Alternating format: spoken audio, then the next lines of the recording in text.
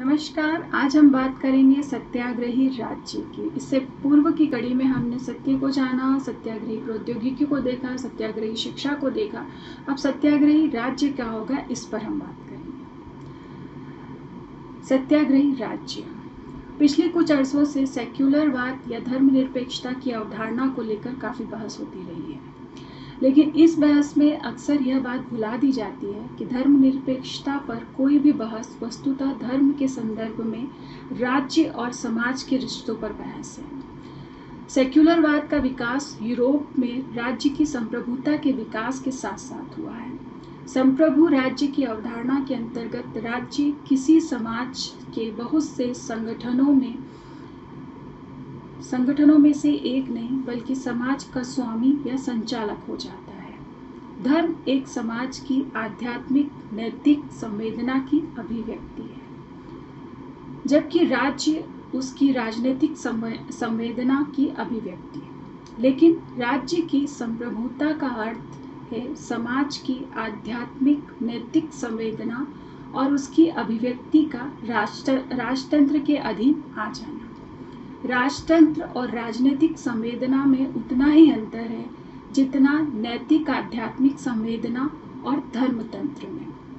Europe में भी राजनीतिक संवेदना और आध्यात्मिक संवेदना में वस्तुतः वह संघर्ष नहीं था जो राज्यतंत्र और धर्मतंत्र में हुआ, और अपनी अपनी बुनियादी संवेदनाओं से शून्य होते चले जाने के कारण दोनों ही जड़ होकर केवल तंत्र होते गए, और इसी कारण तंत्र की प्रतिष्ठा के लिए दोनों ही अपने अपने तरीकों से अत्याचारी भी हुए।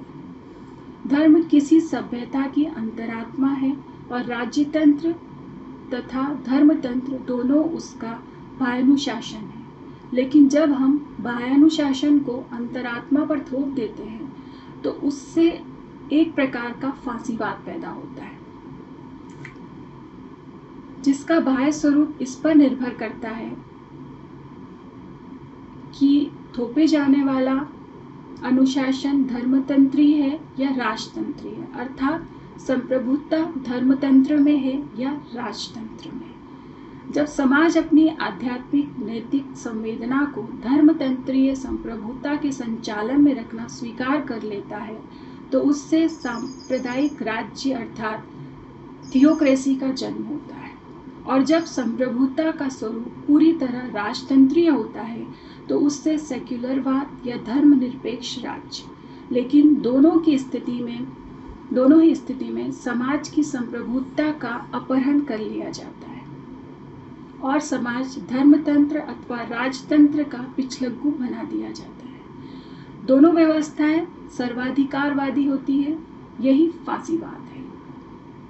यूरोप में सेक्युलरवाद का संघर्ष वस्तुतः राज्यतंत्र और धर्मतंत्र के बीच संप्रभुता के लिए संघर्ष है, जिसमें धर्मतंत्र के संवेदनाहीनता और जड़ होते चले जाने की वजह से समाज की गतिशीलता का समर्थन राजतंत्र को मिल गया। यद्यपि समाज धर्मतंत्र के चंगुल से निकलकर राजतंत्र में उसकी प्रेरक शक्ति अर्थतंत्र की संप्रभुता के चंगुल में फंसता चला गया।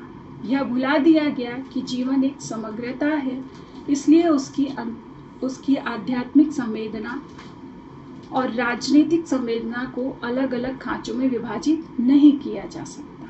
और यह भी आध्यात्मिक संवेदना से प्रसूत नैतिक संवेदना ही किसी समाज की राजनीतिक संवेदना की मूल प्रेरणा बन सकती है।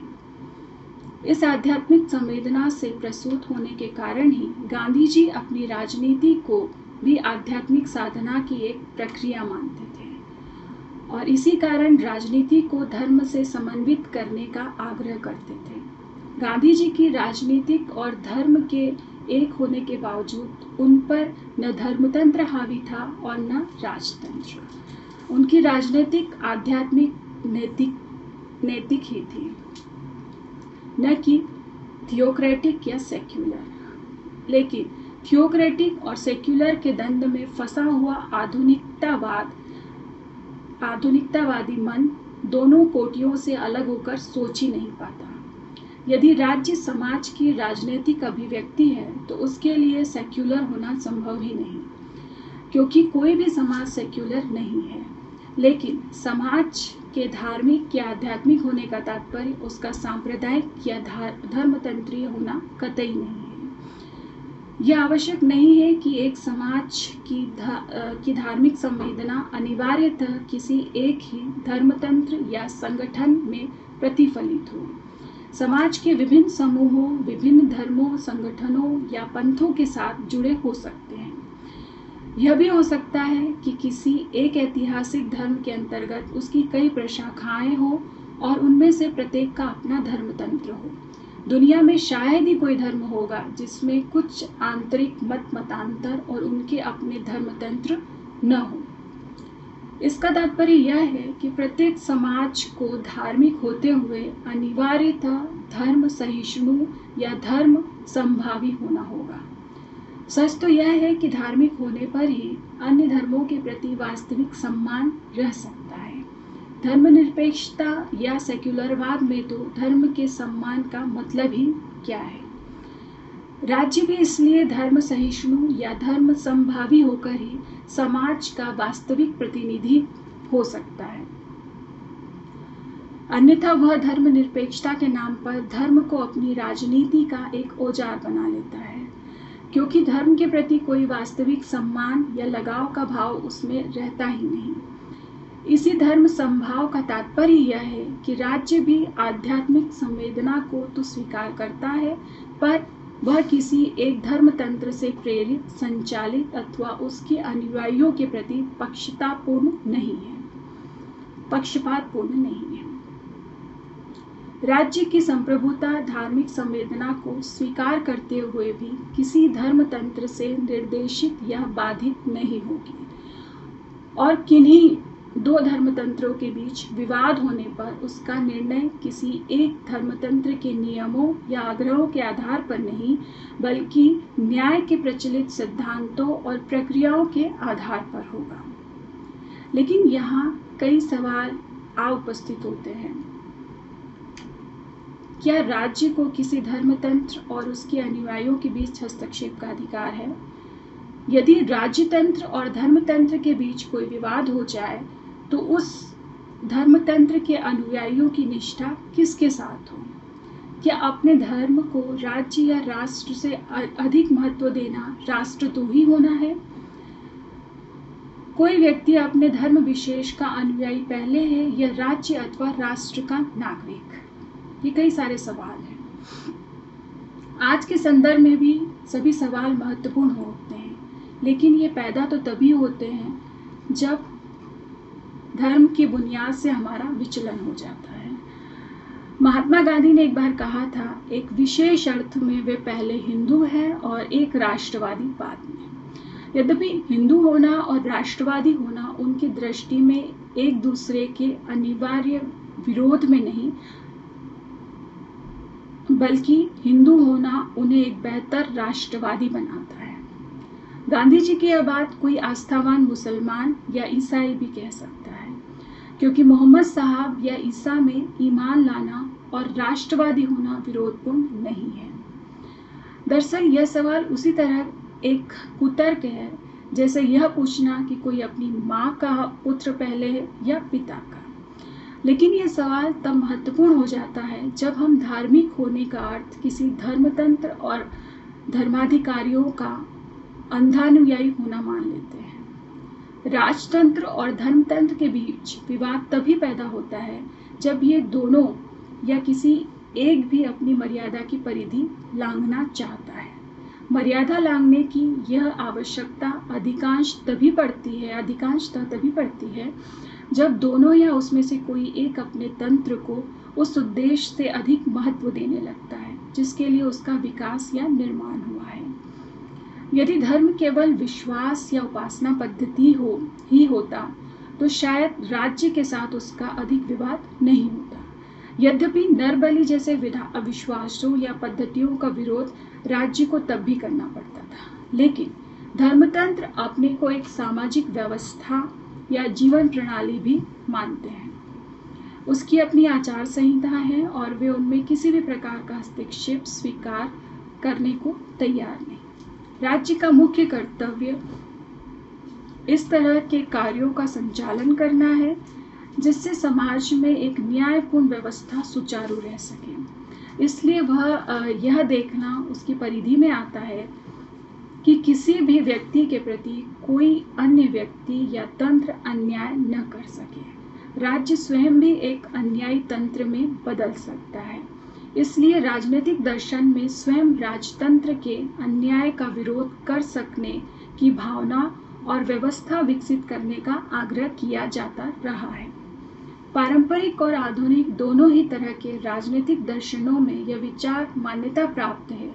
इसका स्पष्ट निहितार्थ यही है कि व्यक्ति या समाज की संप्रभुता स्वयं उसी में निहित है और राज्य को उसका उपयोग करने का नैतिक अधिकार तभी तक है जब तक वास्तविक संप्रभु वैसा चाहे।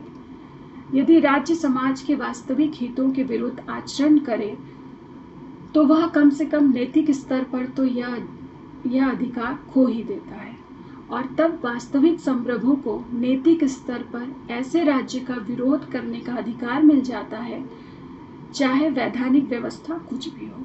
गांधी जी के अनुसार तो ऐसे राज्य का विरोध करना उसका धर्म बन जाता है। सत्याग्रह का अधिकार से पहले नागरिक का धर्म है।